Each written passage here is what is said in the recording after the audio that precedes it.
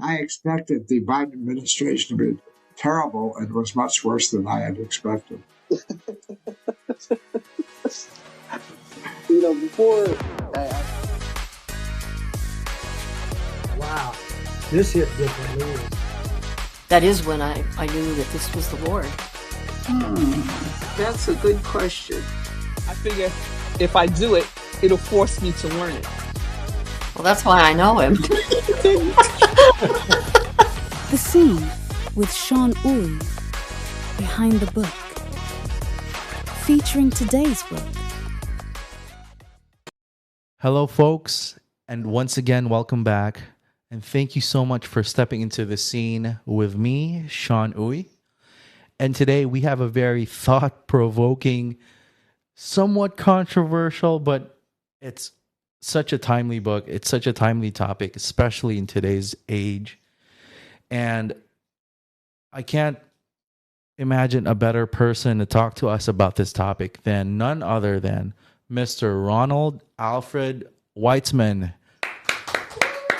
Welcome to the show, Mr. Ron. Welcome to the show. Thank you. Awesome. And the book that we're talking about today, folks, is Chairman Biden and Dr. Fauci's Monster by none other than Ronald Alfred Weitzman. So, Mr. Ron, my goodness, this book, understandably so, was written back then during, the inspiration was during the pandemic period and the 2020 election, right? It was, yes, I wrote it in 2023. Right. And it's even more relevant now than it actually was back then, I'd like to say, and I'd like to believe. I believe that too. I didn't see that at the time, but I believe it. So before we actually dive deep into the book, Mr. Ron, I got to ask you, because especially when it comes to politics, it's a tough topic, right? So why did you actually choose to write this book? Or let's start with the inspiration, though. What drove you to write Chairman Biden and Dr. Fauci's Monster? Well, I had not ever thought of writing about national or world affairs. I'm a psychologist. I'm a statistician. I've written a lot, but there have all been articles on subject matter in my fields of specialization. And I approached all my work as a scientist. So as a psychologist, but as a scientist, empirical scientist. And in statistics, I did it the way statistics normally work. So I'm both a statistician and a psychologist by education. Wow. My goodness. So your background, admittedly so, is it's quite far from politics per se, right? It's none of the political sciences, but going back, I've always been interested in politics, but I've never been involved in politics because I don't consider myself to be an especially good public speaker, and I don't like the way of approaching problems the way politicians approach them. They try to prove that they're right, whatever side they're on. As a scientist, I try to my best to prove that my hypothesis is wrong. And the better my hypothesis stands up against my attempts to disprove it, the better it is. And that's why I approach each subject in my book. Wow. That's actually really cool that you incorporate the scientific method to politics. That's actually very, very unique. That's in right. and of itself. The book, yes. Yeah. So I got to ask you, what was that driving force? Because, as a person, like I said, you're a scientist, a statistician, not necessarily someone who you'd think would write a book about politics, right? So what was that switch that caused you to put pen to paper? Well, in I was a Democrat because my parents were Democrats and never thought much about it. And the way most people do, I voted my party and didn't pay too much attention to the individual. And as I grew older, that's how I started out. I I got to thinking that's more important to think about the character of the person than the party that the person belongs to. And that's what I started doing. In 2016, I really hit that as confronted that as an issue because I could not vote for Hillary Clinton, although I was a Democrat. She was a Democrat. I thought as a psychologist, I thought that she was a sociopath. She was a sociopathic liar, and I could not vote for her. That's my opinion. That's the way I felt. I worked when I was in the Army as a psychologist with psychopaths, so I'm rather familiar with psychopathic behavior. And she behaves, her speeches, or just like Joe Biden, he's also a psychopath, according to the way psychologists think about psychopaths. He'd lie directly to your face without a qualm.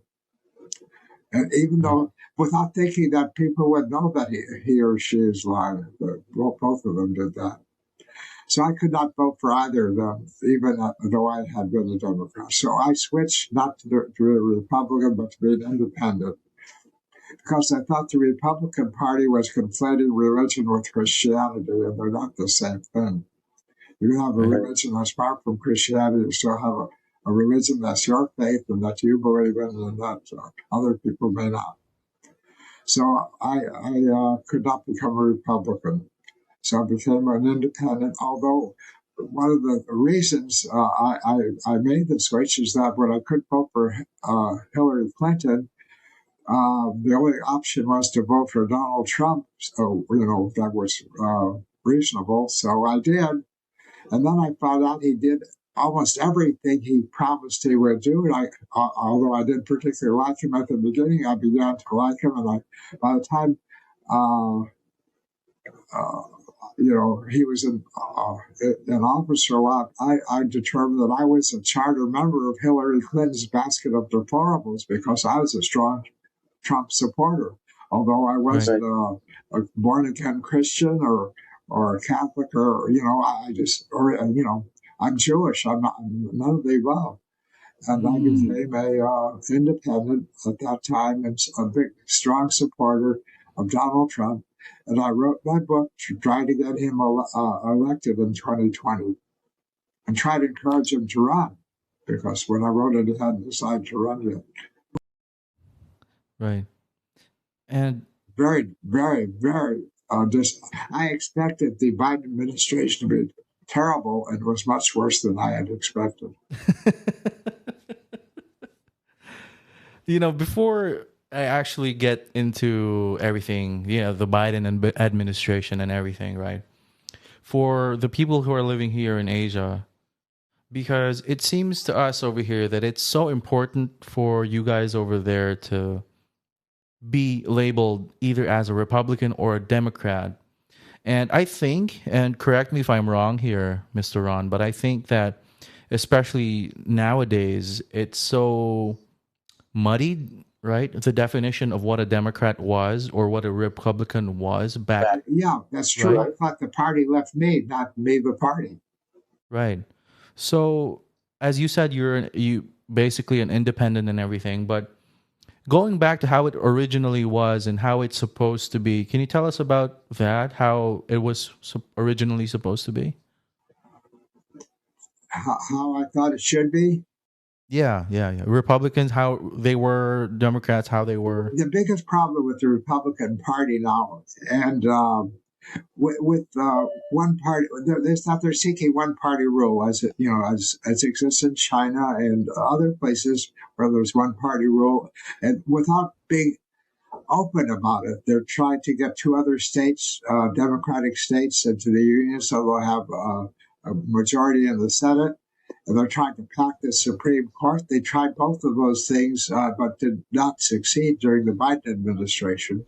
And they're even more strongly motivated to go in that direction now. So the problem that I see with their version of going to the left, I think, is a rather morbid version of Marxism. And that is that, if you think there are only two classes, the oppressed and the oppressors, you think that the only way that you can succeed is by being an oppressor or by cheating? Because everybody's equal. How else could people who are all equal become rich other than by some people cheating? Yeah. And so if the only way to get ahead by cheating is, then that's exactly what the Democrats are doing now. They're doing whatever they say is bad about the Republicans or about Donald Trump, it's really bad about them themselves. And they learn all these things in books like book about radicals. There are all kinds of places where you could learn these tactics, and they're using them to do everything but, well, even attempt to kill Donald Trump when he was running for president. Right. Yeah, that's so true. To go. We were talking about millimeters or centimeters, right? That far off from him being killed. What I think is wrong with the government in China. I respect the Chinese very, very much. Yeah. A lot of Americans do. But what's wrong with the government is it's a one-party rule. That's what the Democrats want to head us for. And I believe in competition. I mean, if you're a biologist, you're familiar with at all with the doctrine of the survival of the fit. You have to compete to see who's who's most fit to succeed. Right. And if without it, society is not going to progress. You have to have incentive and opportunity to succeed. And I think that with their agenda, especially nowadays, it seems like everything that they're vying for, everything that they're trying to fight for, makes everything and everyone growing up soft, if you know what I mean. Yes.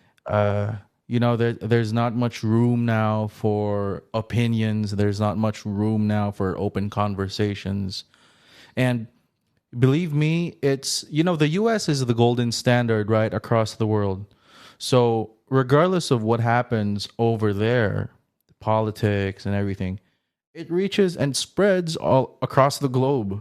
The influence in the U.S. is very, very strong. So when we're talking about the Biden administration and the rules that they put up with the DEI and all these things, pronouns and whatnot. Tell me, they bastardized the English language. Right, exactly. You were mentioning a while ago about the Biden administration being more awful than you actually expected. Yes. For people who are not in the know, tell us a bit about that. Well, as I mentioned earlier, they try to become a one-party government with the United States. And that would be no different from one-party governments in Cuba, one-party governments in Venezuela, one-party governments in China. Wherever they're single party, then that's no room for competition. The competition is not open. There's no incentive for people to be better because, as in Iran, if they try to be different, they get killed. Yeah. I mean, that's the other side. You see, in the United States now, the Democratic Party, or Democrats particularly, keep on saying that that dictatorship's on the right. Well, dictatorship's been on the left for over 100 years since Lenin and then Stalin, and then Hitler was on the left, National Socialist Party, then Mao, and then Castro, and they're all on the left.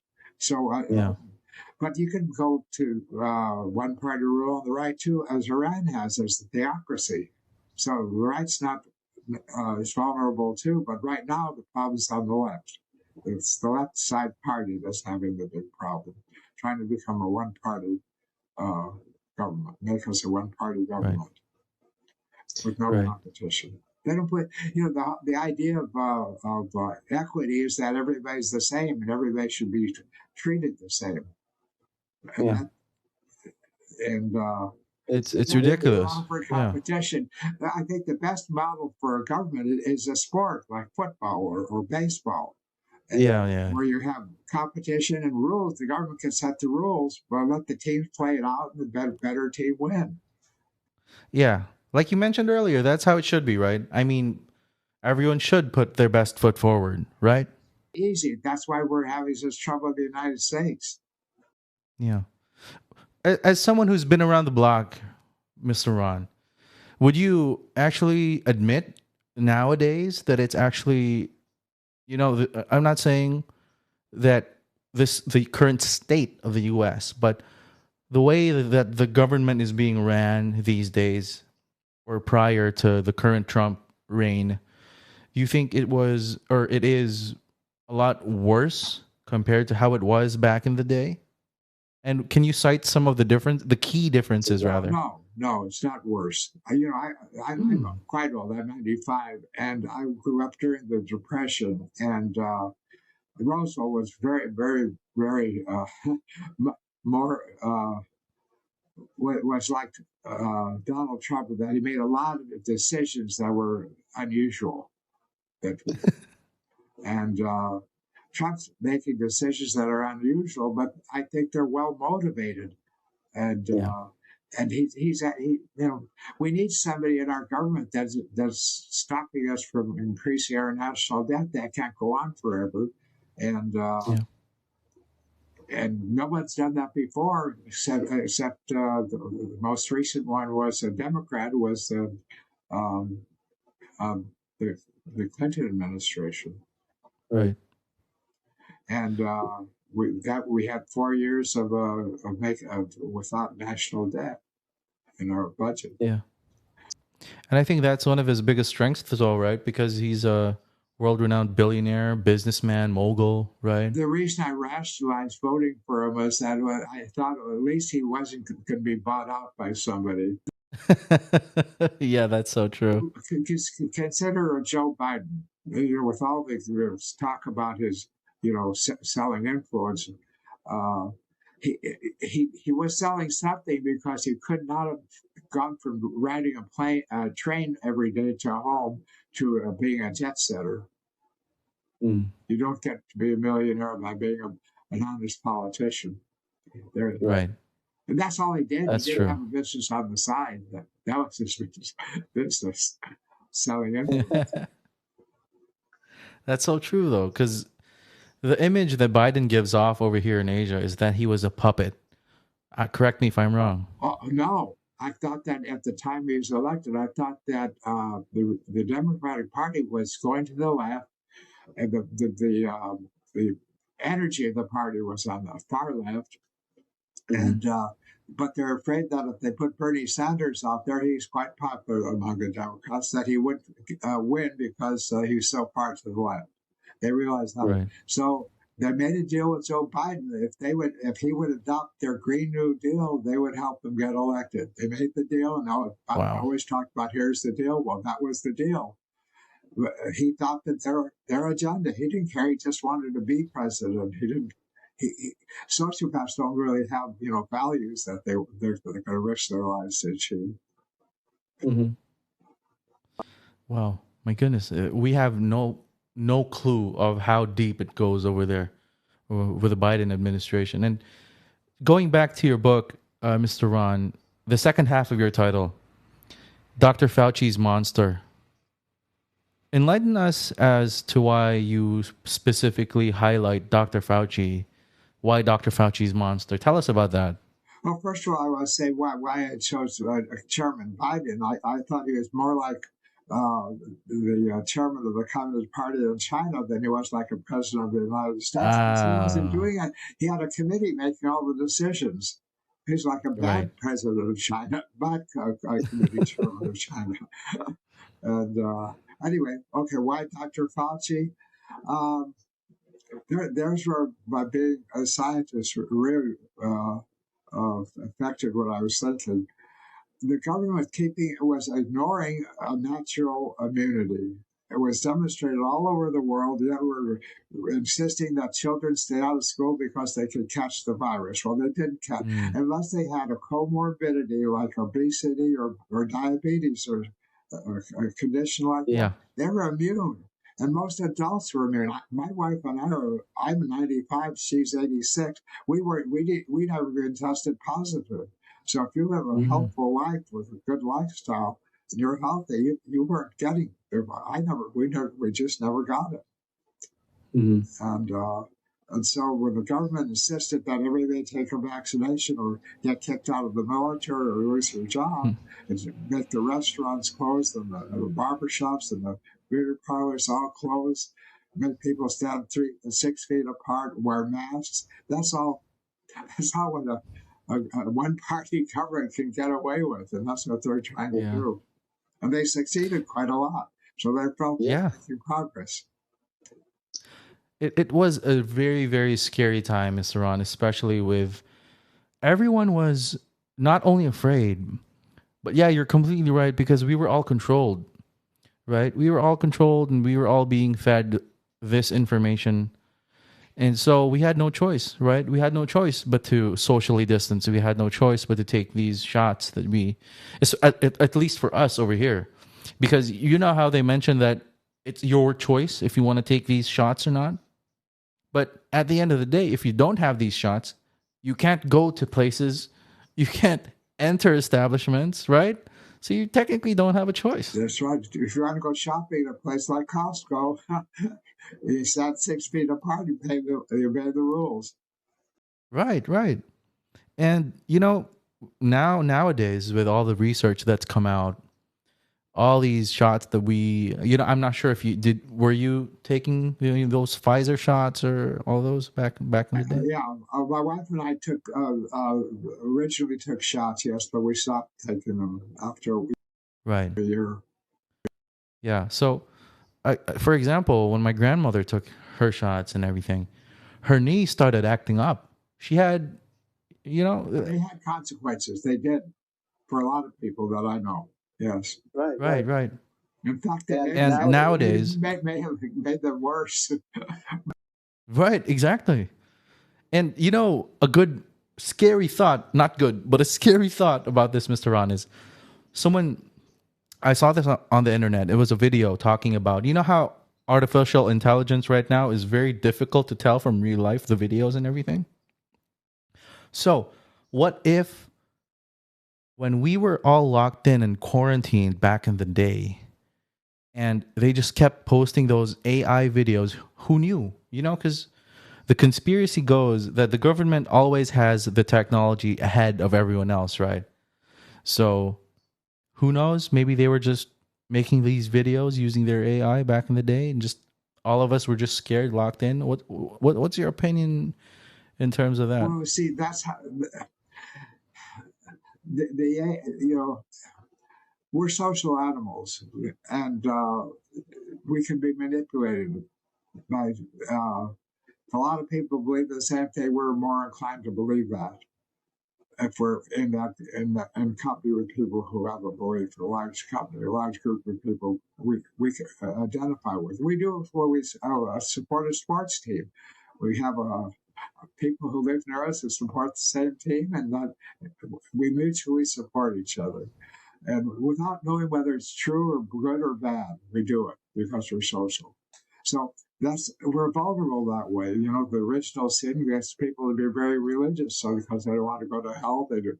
If when they die, they're afraid of dying. So they believe in a religion that's supposed to protect them from death or from consequences of death.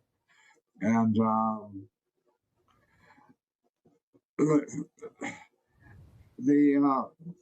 so people take advantage of that who aren't religious. And we joke sometimes here in the United States by saying that the Green New Deal, it just has a new religion. It's the environment. You can't use fossil fuels. Well, we all breathe out carbon dioxide, so the new original sin must be replacement. Original sin must be exhaling because we all. Yeah. So also we should stop breathing. That would stop, the global warming, according to the current belief. It's a social belief. Most people have no idea about the science. In fact, I have a whole chapter in my book showing that the science is all screwed up that the climatologists are using. Right. And that's actually a good transition to the book now. Without giving it all away, can you give us a brief overview on Chairman Biden and Dr. Fauci's monster, Mr. Ron? Okay, first, as I said before, I approach it from the point of view of a scientist. I try to disprove everything I wrote in the book. I tested by trying to disprove it as hard as I can. And I only wrote it if I could do that, if I could not disprove it. Now, maybe someone else could. But that's the challenge of the book. And the first chapter, I dealt with what we sort of talked about now, the difference between the two political parties where left and the terms left and right began with the French, during the French Revolution. And the right, the left wanted to, the right wanted to keep the king, but just give him a veto power, and the left ended up killing him. So that set the example for what's happening since then. And they try to kill Donald Trump. So we're going, we're following that example, and I think that's what the first chapter is about. Where I say that competition, the way of Charles Darwin, survival of the fit requires competition, and that's the way a government should run in a competitive. Right. Okay, I realize, and there's a lot of different points of view when you get into that, when you call it democracy and all that. Even, China's a democracy because you vote for it at a low level, and that the person you vote for votes for the next level, maybe it's 2 or 3 level democracy. Well, ours is something like that too, as a republic. Yeah. And we don't have to have, and if you read our Constitution, we don't have to have voting to elect our president. Each state can elect the president and appoint its members to the electoral college the way it wants. It could have the Senate do it, and each state house do it, or combine do it, or the governor do it. It doesn't say what the state legislature has to decide. That's all the Constitution says, how they choose their electors. Anyway, so the first chapter deals with that sort of thing. The second chapter is on abortion, and that's the one that first chapter is hard on the Democrats. The second chapter is hard on the Republicans, because the Republicans party is in strong control of. Strongly biased in favor of Christianity. In fact, on the Fox Radio Network, they often say the Constitution, our constitutional government is a Christian form of government. Well, it's not. Monotheistic, but not Christian. Jesus is not mentioned at all in either the Declaration of Independence or the Constitution. It's monotheistic, but not. Okay, that's a good clarification. Without insisting on a specific form of monotheism. Right. It just somebody talked about a creator, and what essentially saying is that the rights of people extend beyond are greater than the rights that a government might choose for them to have. Right. That people are people before they are governed. Right. I gotta ask you, Mr. Ron, because as we have established and as you have mentioned, you incorporate the scientific method throughout this entire book. In fact, you did it before you started writing the book, as you mentioned, right? And as a writer, as a scientist, what do you hope to achieve after, when it's all said and done? What's your end goal, Mr. Ron? The end goal is to have a government where competition is fair, and the government just sets the rules, the rules of the competition, not the rules that people have to follow in their daily lives, like standing 6 feet apart and wearing masks. But people make those decisions, and It was terrible when they kicked people out of the army and made people lose their jobs because they wouldn't take the vaccination when they'd already had the virus, already tested positive, which means they had the virus and they had natural immunity. The government just was not scientific at all by excluding the possibility of national immunity by fire. Yeah. And so anyway, we want to go chapter by chapter. I just want to talk about abortion because it indicates a lot about my thinking. The Supreme Court overturned Roe v. Wade on the basis of the 10th Amendment, which is called the States' Rights Amendment. It says that any power that the Constitution prohibits the federal government from having or Congress from having is goes to the states unless there's something in the Constitution that specifically prohibits it to the states. Evidently, the Supreme Court justice did recognize that there was something in the Constitution that did prohibit the states from regulating abortion. That's what the chapter is about. All three religions, major religions of the United States, Catholicism, the Protestantism, and Judaism, three major monotheistic religions, all differ in their views on abortion. Catholics believe that life begins at birth, at conception. Protestants believe that it begins between conception and birth. Jews, and a lot of people don't know, believe that life begins at birth. In the Old Testament, in Genesis 2:7, it says God formed man from the dust of the ground and breathing the breath of life into his nostrils created a living creature. And nowhere else in the Bible does it say that life begins anywhere else other than at birth. Not even in the New Testament. Nowhere else. And yet all the religions differ. And the First Amendment of the Constitution, the one that preserves freedom of speech, begins by saying that Congress cannot regulate religion. And so the Supremacy Clause in the sixth part of the Constitution says that if the federal government can't do so, neither can any state government. The federal government can't regulate free speech. Neither can any state government. Federal government can't regulate religion. Neither can a state. So when a state like Georgia or something says a Jewish woman can't have an abortion, it's trying to regulate her religion. So somebody should take that issue to the Supreme Court soon. Who has standing? Supreme Court has a good habit of saying you don't have standing. But if you're a pregnant Jewish woman or a Jewish doctor performing an abortion and the state tries to sue you or for doing that, you take your case to the Supreme Court.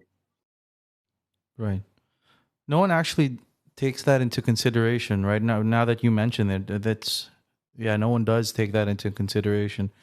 Do you think that would be a better pathway moving forward, Mr. Ron? A better way the Democratic Party needs to reform itself, or as Elon Musk said, form a new party to replace it. It's not going to be a national party the way it's going. Right. Well, I hope we all hope that everything does get better, because if it doesn't, my goodness, what's going to happen? But thankfully nowadays, especially with Trump taking control, it seems like everything is slowly, and correct me if I'm wrong, okay? It seems like everything is slowly going back to normal over there in the US. Obviously some things are with the bombings and everything recently with Venezuela and Trump announcing things about Mexico and all this stuff. That's mostly it's true. And certain people don't. I don't know why the Democrats are doing this, because they were for against the leadership in Venezuela too, and we have a legal action against the leader though. So all we were essentially doing was getting him out of Venezuela and bringing him to trial. Of course, it changed Venezuela a lot, but that's that's probably the side effect we really wanted, but the main effect was we got him out of there because he broke U.S. laws. At least he was charged with that. Yeah. But going back to the book, Mr. Ron, let's say a reader picks it up, right? What do you hope that people take away from the book in terms of, those forever lessons throughout their lifetime? Well, vote for as Martin Luther King said, vote for the person for his character, not for the party he belongs to or she. And don't be so loyal to your political party as you are to your sports team or your religion. Look at the character of the person who's running. I mean, that's what changed my mind at first. A lot of other reasons came afterwards when I saw the way the Democratic Party was with their, equity and, right. DIE, DEI, DEI, under Trump. That's clever. That's clever. Yeah. Anyway, I like the way Trump has operated. I realize his language is not accurate. He's more of a salesman than a writer, but he's not a writer. He's a president. And most of us understand when he exaggerates that he's exaggerating. It's part of the humor, a sense of humor. And he intensely wants to irritate other people too. Yeah, I think that's what irks people the most, especially the Democratic Party, right? Is because he's a very frank person. He's very outright. He's very straight to the point. So for people who don't have a sense of humor, for people who don't really talk like that, right? Yes. It's going to rub them the wrong way. But I think if you just listen to the content matter, I believe it's pretty good. Competition, sense of humor, and common sense. Right. Yeah. That's all. But that's simple as that. Yeah. No, it's because nowadays, like I mentioned earlier, people are so soft. People are so sensitive and everything. And you have to be able to laugh at yourself to begin with. Right. People are so easily butthurt these days, Mr. Ron. You have no idea. It's crazy. But Mr. Ron, I want to end the show with one last question, and I want you to really think about this, okay? If you had one piece of advice that you could give the world right now, just one piece of advice, what would it be? To encourage people to give them the opportunity to compete with each other so that our society, as our species, improves via the vehicle of competition. And don't try to inhibit competition. That would be mine. In any way, encourage competition wherever you can. Awesome. That's true. Encourage competition. That's really good. Pushes us to be the best of the best. It's a metaphor, it's a model. Yeah.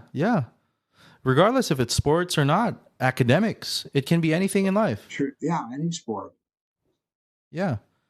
But Mr. Ron, can you please tell the folks at home where they can get a copy of Chairman Biden and Dr. Fauci's Monster? Amazon, there's a new edition of that. Someone thought the title, people are trying to sell me their promotion skills in promoting the book. And one person, I said, "How did you find the book?" Well, he's looking for children's books. Oh my goodness! He thought it was a children's book when he first. And so I added a subtitle in the current edition, which just came out recently. Subtitles deep dive into our political divide. So that's what it is. And Chairman Biden and Dr. Fauci's Monster was a way to attract attention, but not as a children's book. So, my goodness, a children's book. Yeah. Well, Well, not only that, I think everyone who's growing up right now, the next generation, right? So if you guys want to grab a copy of Mr. Ron's Amazon is a good book, place to get it. Good. Yes. And it comes out in a Kindle version. Kindle. And Kindle's on sale now for only $3 and something for a while. Right. Good. So you guys don't have an excuse. Right. American dollars. Right. Isn't a lot. Yeah. So yeah, thank you so much, Mr. Ron. Coffee here. I know, right? But yeah, as I was saying, Mr. Ron, thank you so much for stepping into the scene today and for sharing your thoughtful insights and everything. Thank you so much. Fun for me. Thank you very much. Yeah, and folks, please grab a copy of Mr. Ron's book, Chairman Biden and Dr. Fauci's Monster. Yes, even if you're here in Asia or whether you're in the U.S. If you're voting in the United States, please buy it before you vote and read it. Right. Good. Please do. And I think we're going to end the show there. Folks, thank you so much for stepping into the scene once again with me, Sean Uy. We'll see you in the next scene. Bye-bye.